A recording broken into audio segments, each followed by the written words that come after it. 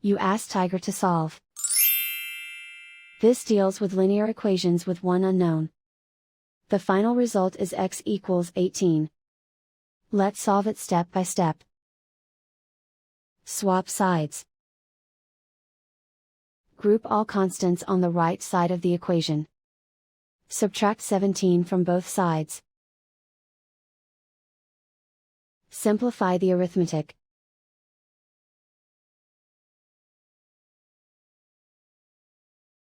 Isolate the x. Divide both sides by 5. Simplify the fraction. Find the greatest common factor of the numerator and denominator. Factor out and cancel the greatest common factor.